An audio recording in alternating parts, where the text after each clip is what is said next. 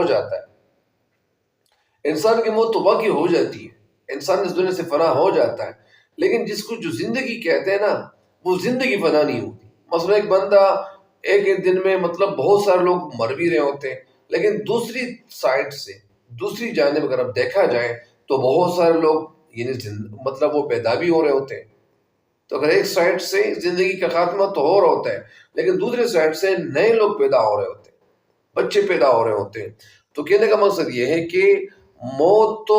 انسان کو آتی ہے، موت سے انسان کو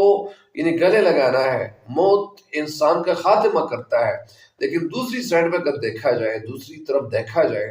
تو زندگی تو ختم نہیں ہو رہی ہوتی۔